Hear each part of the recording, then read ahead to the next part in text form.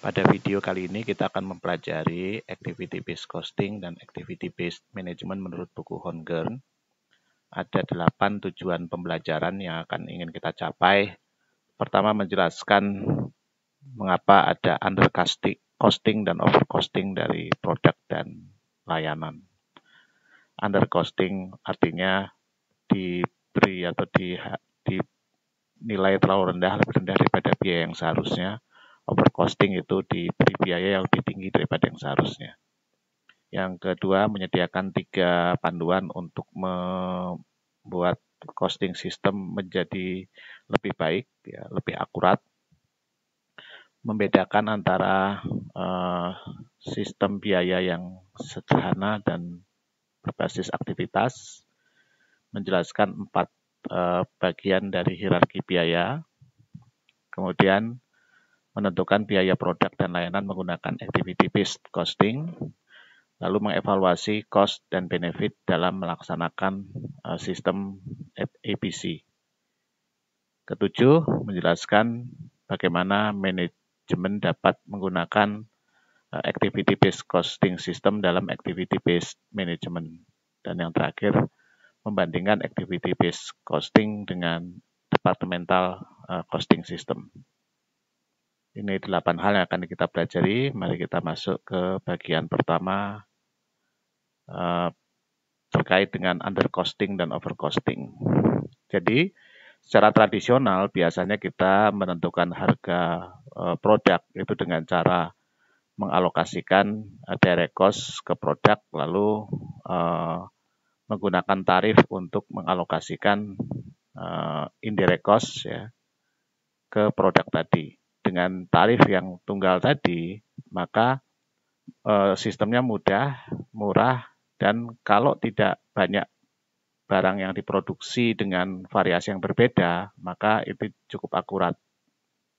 Akan tetapi ketika produk mulai bervariasi dan porsi dari indirect cost semakin besar, maka pendekatan ini akan memunculkan ketidakakuratan dalam produk cost. Kita gunakan contoh sederhana.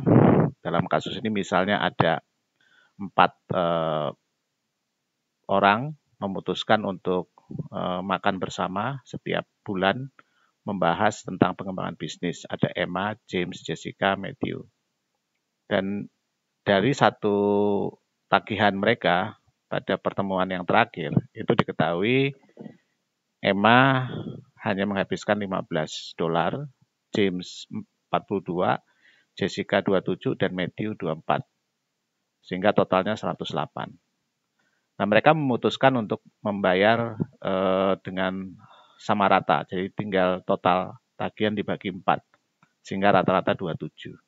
Di sini bisa kelihatan bahwa untuk James itu terjadi undercosting karena James menghabiskan 42 tetapi hanya membayar 27. Tetapi pada Emma dan Matthew, ya, terutama Emma, itu terjadi overcosting. Khusus Jessica bisa tepat. Nah, inilah yang disebut persoalan, ya, persoalan produk undercosting, di mana suatu produk mengkonsumsi resource pada tingkat yang lebih tinggi per unit, tetapi hanya dilaporkan sebagai low cost per unit, dalam hal ini James.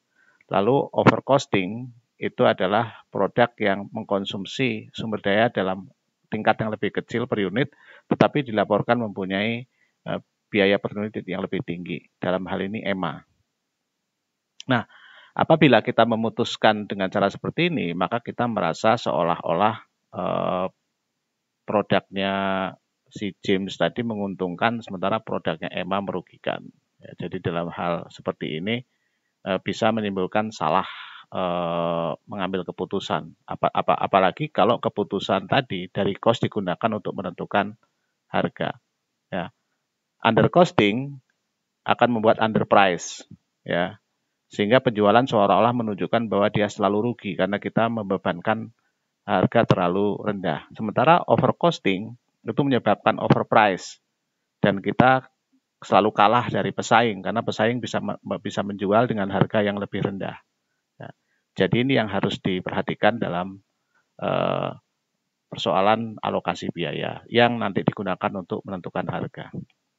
Nah, seperti kita tahu, ini juga memunculkan yang disebut product cost cross subsidization.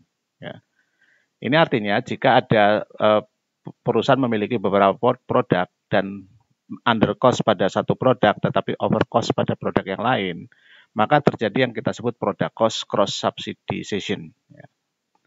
Nah, product cost subsidization ini, cross subsidization ini sangat umum ketika cost dibebankan dengan satu angka tunggal kepada berbagai jenis produk tanpa memperhatikan jumlah sumber daya yang digunakan oleh setiap produk tadi.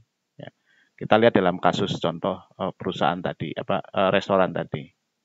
Nah, sekarang kita coba lihat bagaimana costing system yang sederhana pada satu perusahaan yang nanti kita akan ubah ke dalam bentuk yang lebih baik lagi.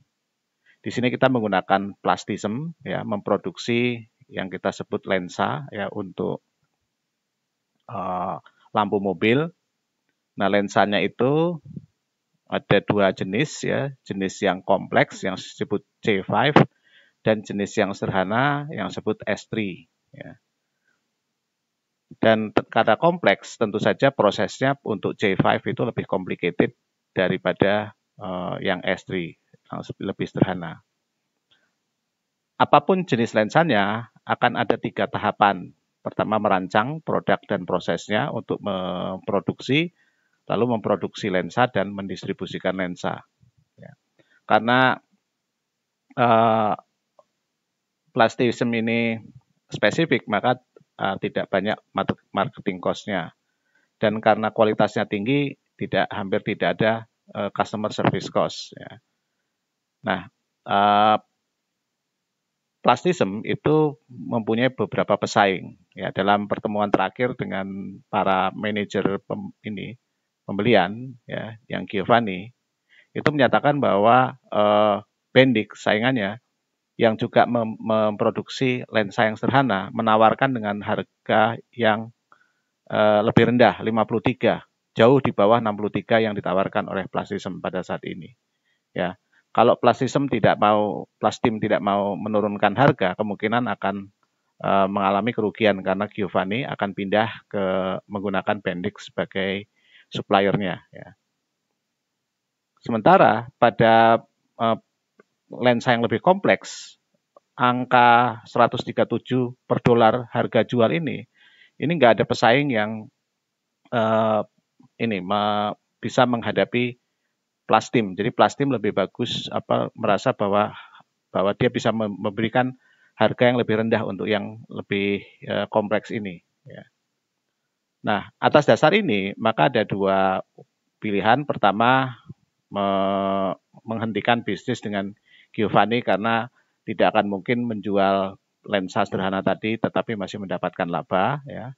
Yang kedua, menurunkan harga dari lensa dan menerima margin yang lebih rendah atau secara agresif mengurangi biaya. Ya. Nah, untuk membuat keputusan jangka panjang, manajer harus memahami biaya-biaya yang terkait dengan desain, produksi, dan distribusi dari kedua lensa tadi. Ya. Dalam hal ini, Bendix hanya menggunakan sistem yang sederhana, sistem costing yang sederhana. Jadi dengan cara membandingkan total cost dibagi dengan jumlah lensa yang diproduksi. Ya. Nah, lingkungan produksinya cukup rumit karena manufacturing cost overhead itu digunakan untuk mendukung produksi simple dan kompleks lens. Ya, oleh karena itu, akuntan perlu mencari cara mengalokasikan tadi dengan baik. Kemudian dalam menghitung biaya-biaya, Plastim akan menentukan biaya tetap dan biaya variabel dalam jangka pendek. Dan kemudian akan menggunakan jangka panjang untuk menentukan mix atau produk layanan dan menjual pada harga berapa. Ya, pada jangka panjang, manajer dapat menentukan atau mempengaruhi seluruh biaya, tetapi pada jangka pendek akan tetap ada fix dan variabel. Plastim akan menggunakan 7 langkah dalam memahami bagaimana sistem biaya yang dikembangkannya saat ini. Yang pertama menentukan cost object, ya. Dalam hal ini adalah lensa. Nah, lensa ini nanti akan dibebankan semua cost yang terkait dengan ini. Tahap kedua adalah mengalokasikan direct cost kepada kedua lensa tersebut. Lalu tahap ketiga menentukan bagaimana mengalokasikan semua indirect cost. Ya. Tahap 4 menghitung semua indirect cost, ya, diketahui indirect cost-nya 2385, kemudian akan dibebankan ke produk dengan menggunakan direct manufacturing labor hours 39750 sehingga diperoleh tarifnya per direct manufacturing labor hour itu sebesar 60. Ada alokasi direct cost dan indirect cost ditambah keduanya nanti akan mendapatkan unit cost dari produk tadi. Ya, itu cara menentukan cost-nya. Nah, di sini diketahui dari data tadi hasilnya adalah untuk simple lens, ya, total biayanya 3525, per unitnya 58,75. Sementara untuk complex lens 1455 dengan cost per unitnya 97. Jadi di sini kalau kita bandingkan dengan harga tadi, harga yang ditawarkan oleh pesaing, ya, Bendix itu 53, lebih rendah daripada unit cost yang dihitung dengan secara sederhana. Tetapi pada compact lens, ya, 137 ada keuntungan sebanyak $40 lebih besar pada compact lens berdasarkan model yang sederhana ini. Nah, setelah itu kita coba menerapkan 5 pengambilan keputusan. Tadi kita ingin memastikan apakah kita perlu strategi yang pertama, ya, melepas pelanggan lama, atau kita agresif menghadapi pesaing, ya, nanti dengan menerima kerugian, atau kita berusaha untuk mengurangi biaya yang bisa kita kurangi sehingga kita bisa compete dengan kompetitor. Nah, pertama, problemnya, identifikasi problem dan ketidakpastian jelas. Plastim ingin mempertahankan bisnis Giovanni untuk S3 Lens dan membuat profit. Harus menemukan cara untuk mengurangi biaya dan harga dari S3 Lens. Ya. Ada 2 ketidakpastian. Plastim bertanya-tanya apakah teknologi dan proses S3 kurang kompetitif dibandingkan pesaing. Atau kemungkinan ada masalah overcosting. Lalu Plastim senior manager merancang tim, ya, yang akan menganalisis desain, manufacturing, dan distribution operation untuk S3 Lens. Tim confident, nggak ada masalah dalam teknologi dan cukup kompetitif. Ya. Tapi tim merasa kurang yakin dengan kapabilitas dan distribusi dari bisnis compact lens, ya, karena baru mulai melakukan produksi jenis ini. Dengan keraguan ini, Giovanni senior manajemen percaya bahwa Giovanni melihat bahwa price dari C5-nya itu lumayan kompetitif. Tetapi cukup bingung kenapa kok pada S3-nya kok sangat kecil profitnya, bahkan kemungkinan rugi. Jadi kalau kita lihat di sini, persentase profitnya sangat rendah pada 63 dan di sini sangat tinggi. Ya. Dan sejalan terus menggali informasi, mengapa profit margin itu sangat kecil dan tekanannya sangat besar pada S3 Lens yang justru kekuatan utama dari Plastim, tetapi tidak pada lensa baru yang bukan kekuatannya tapi malah untung sangat besar. Nah, ada kemungkinan ini terjadi masalah overcosting dan undercosting. Kemudian Plastim mencoba mencari cara untuk menghitung biaya dengan cara yang lebih baik, ya. Kemudian juga confident bahwa direct material dan direct labor dapat ditelusuri dengan mudah, tetapi agak kurang yakin dalam hal alokasi indirect cost kepada setiap lensa. Oleh karena itu perlu ada peningkatan dalam costing system. Ya. Kemudian berdasarkan tadi, Plastim mencoba mendesain ulang ya cost-nya yang dengan cara baru dan nanti memutuskan berapa mereka harus menawarkan harga untuk menghadapi Bendix.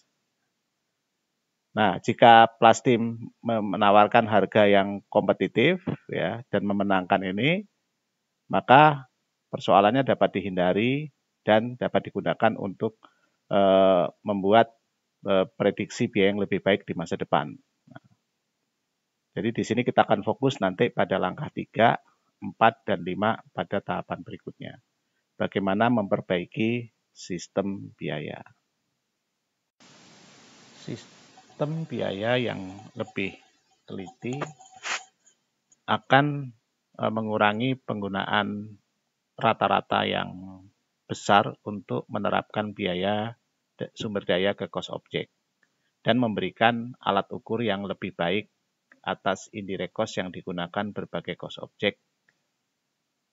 Bagaimanapun caranya, setiap cost object tadi menggunakan indirect resources. Dan ini akan membuat manajer bisa membuat keputusan yang lebih baik tentang mengalokasikan sumber daya dan memilih produk mana yang akan diproduksi.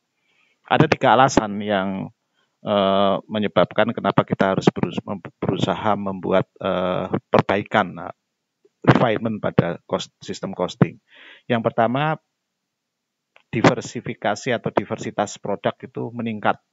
Apabila produk yang dihasilkan oleh perusahaan, baik jasa maupun layanan itu semakin bervariasi, maka kemungkinan akan menggunakan sumber daya dengan berbagai tingkat permintaan yang berbeda. Menggunakan ukuran-ukuran besar, misalnya hanya satu tarif alokasi FOH, pasti akan mendistorsi biaya atau cost dari masing-masing produk dan membuat tidak akurat. Yang kedua, ada peningkatan indirect cost yang besar, dan indirect cost ini tidak bisa kita telusuri dengan mudah, sehingga kita terpaksa harus menggunakan alokasi. Penggunaan flexible manufacturing system, computerized integrated manufacturing system, itu akan menyebabkan sebagian besar biaya adalah biaya tidak langsung. Dan biaya tidak langsung kalau kita alokasikan dengan cara sederhana, misalnya berdasarkan direct manufacturing labor cost, tentu sangat membuat costing tidak akurat untuk berbagai produk berbeda. Yang ketiga, kompetisi di produk market. Ya. Kompetisi mengharuskan kita bisa menghitung dengan akurat informasi biaya. Berapa biaya dari masing-masing. Apabila kita salah menghitung biaya, maka kita salah mengambil keputusan tentang harga. Akibatnya, kita akan kalah di semua. Kita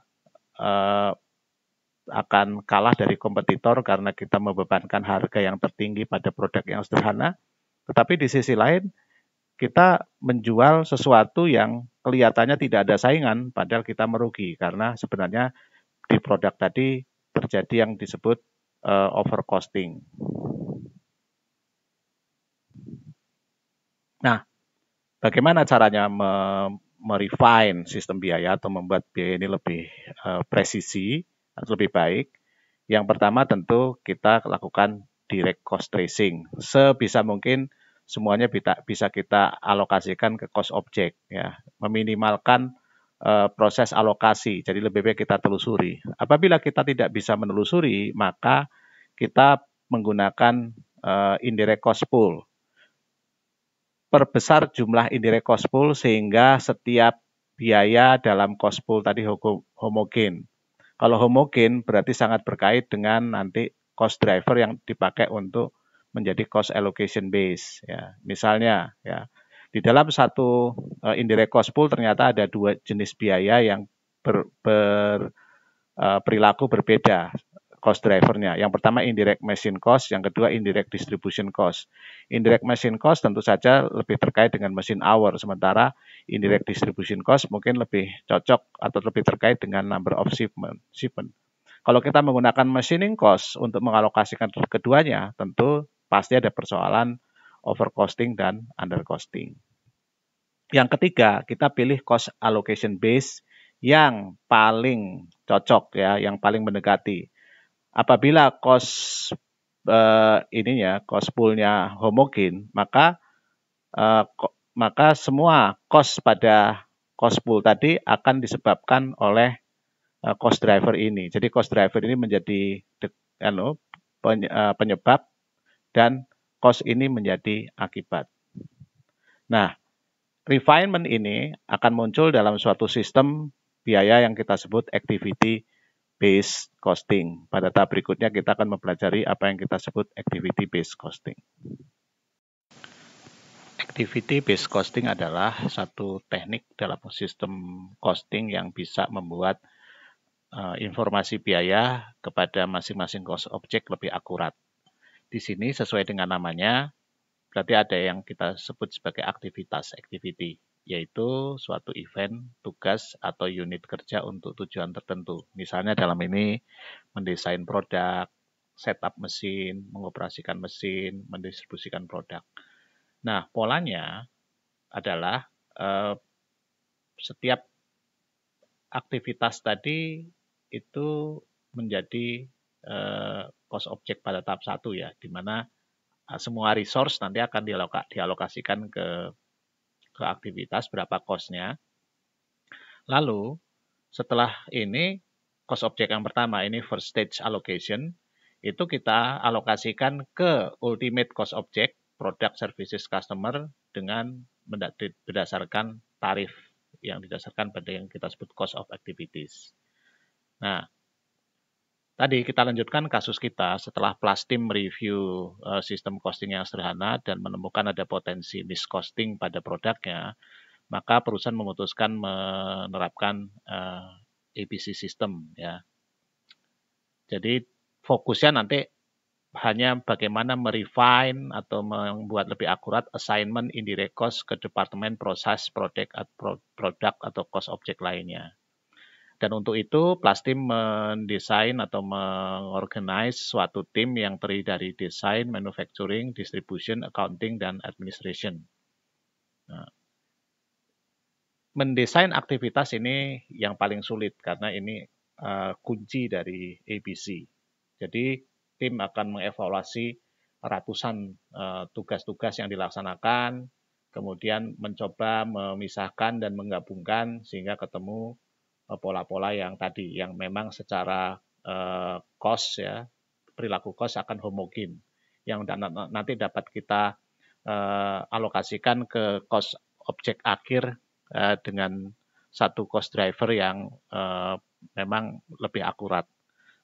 Nah, misalnya di sini ya, ada maintenance molding, pemeliharaan mesin molding, operasi mesin molding, dan proses kontrol. Apakah harus dipisah atau digabung? Nah, tentu saja kalau semua aktivitas tadi terlalu detail, tentu akan sulit untuk dilaksanakan. Tapi kalau terlalu sedikit, mungkin tidak bisa cukup akurat untuk memahami sebab akibat antara cost driver dengan berbagai indirect cost tadi.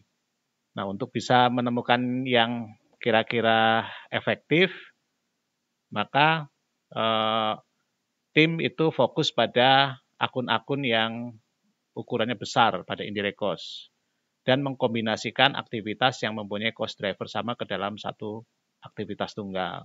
Misalnya, tadi untuk yang maintenance molding, operasional dari molding mesin dan proses kontrol digabung ke satu menjadi molding mesin operation karena mereka semua mempunyai cost driver yang sama, molding machine hours. Kemudian tim akhirnya mengidentifikasi ada 7 aktivitas ya yang ada di ini untuk mendesain, memproduksi, dan mendistribusikan S3 dan C5.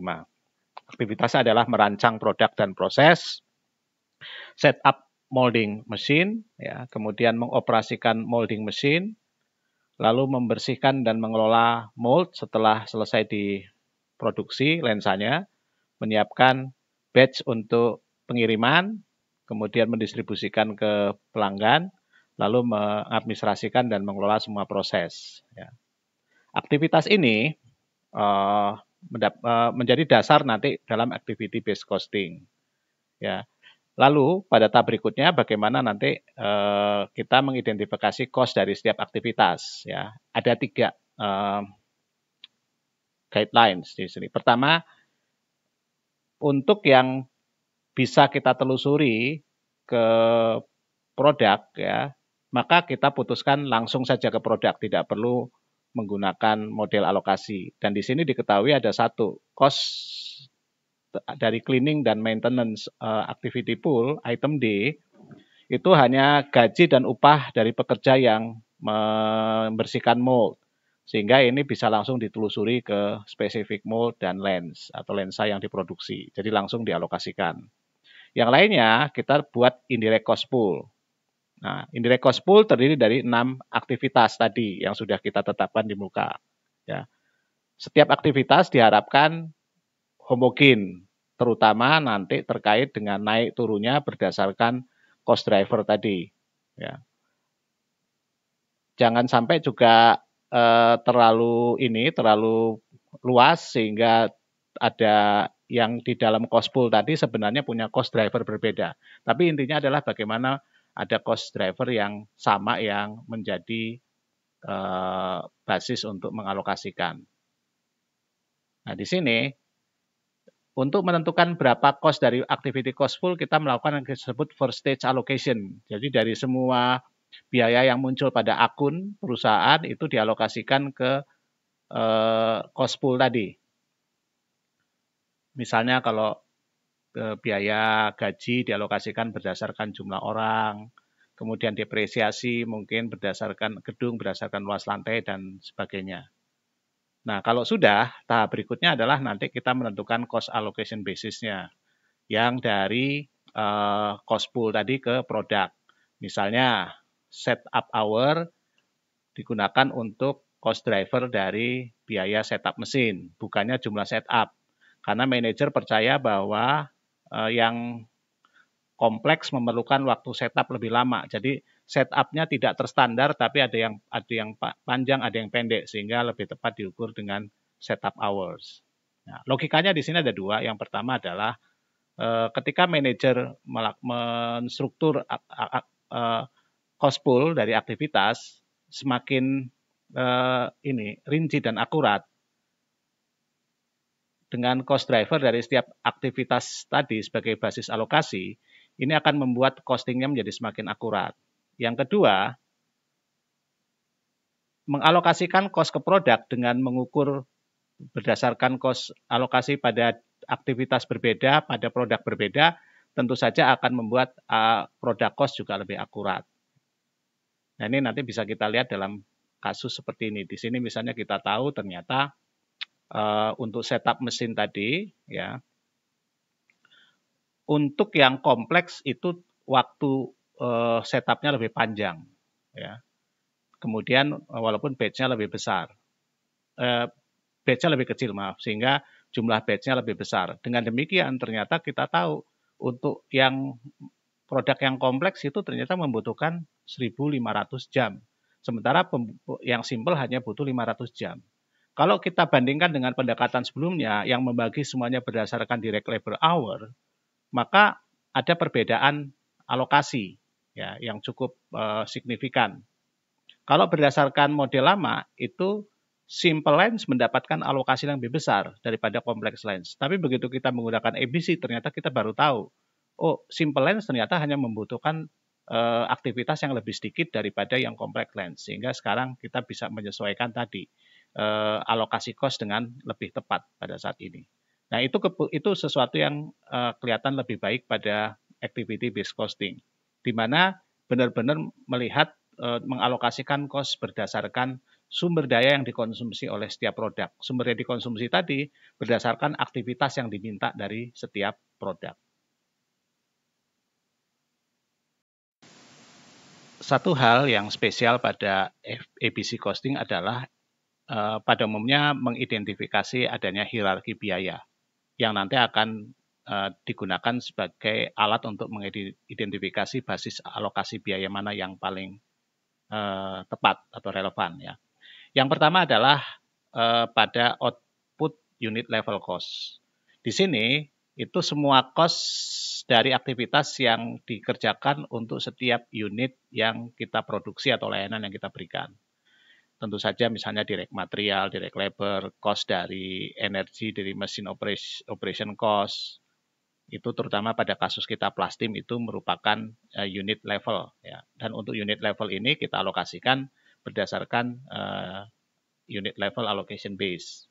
Jadi kita dengan mudah bisa apa alokasinya, misalnya apakah penggunaan itu jam mesin pada setiap produk yang kita produksi. Nah, yang kedua batch level. Batch level ini semua cost dari aktivitas yang terkait dengan sekelompok unit yang akan diproduksi atau layanan yang akan diberikan. Jadi tidak ke setiap individu. Misalnya setup mesin itu untuk sekelompok produk yang akan diproduksi. Dan ini juga nanti harus dialokasikan ke batch dulu, baru dari batch bisa kita hitung per unitnya berapa.